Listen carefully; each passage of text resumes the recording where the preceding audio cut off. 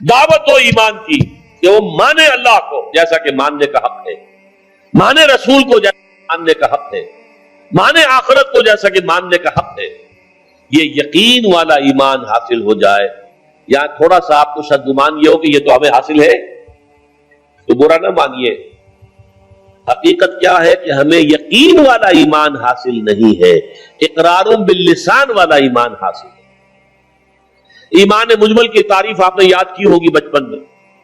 آمنت باللہ کما ہوا باسمائہ وصفاتہ وقبلت جمیع احکامہ اقرار باللسان وتصدیق بالقلب.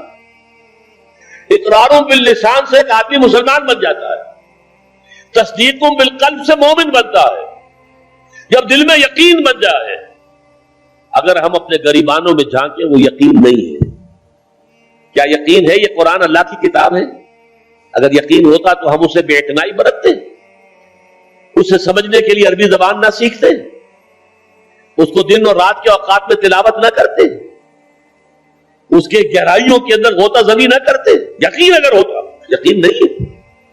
یقین پیدا کرے ناداں یقین سے ہاتھ آتی ہے، وہ درویشی کے جس کے سامنے جھکتی ہے فقوری. یقین بہت بڑی شے ہے، بہت بڑی شے ہے، بہت بڑی شے ہے، لیکن یہ کہ اس کو پیدا کرنا پڑتا ہے.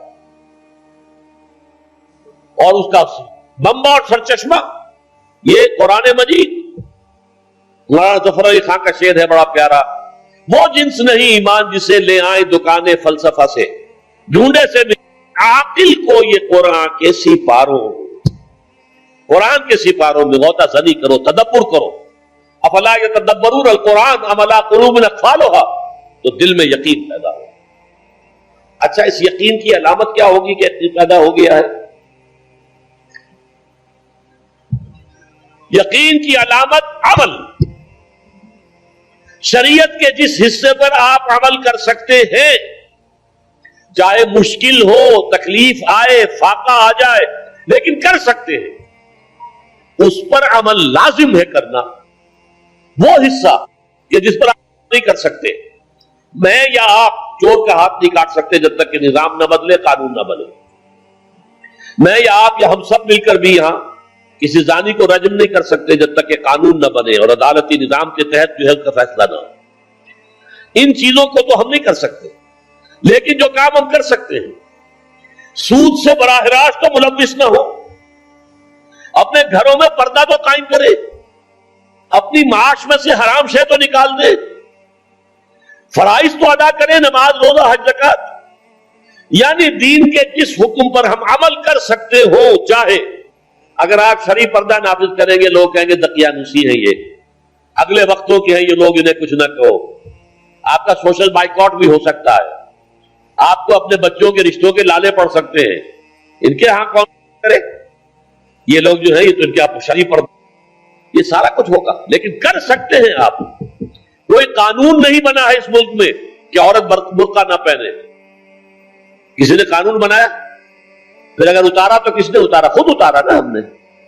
جس کے پاس 2 پیسے ہو گئے اس نے سمجھا کہ برقع تو شاید صرف غربت کی علامت تھی، اب 2 پیسے میرے پاس ہو گئے، برقع اتار دیا. چادر آ گئی، پھر چادر اتنی، دوپٹہ رہ گیا، وہ دوپٹہ بھی صرف رسی بن کر گلے کے اندر پڑ گیا. اللہ اللہ خیر صلی اللہ. یہ سارا کچھ ہو رہا ہے کہ نہیں ہو رہا؟ یہ کون کر رہا ہے؟ ترکی کے اندر تو قانون کرایا گیا، یہاں تو کسی نے قانون نہیں کرایا، یہاں تو ہم خود کر رہے ہیں. تو پہلا مرحلہ جو ہے ایمان یقین والا، اس کا ثبوت یہ ہوگا کہ شریعت کے جن احکام پر عمل کیا جا سکتا ہے ان پر لازماً کیا جائے.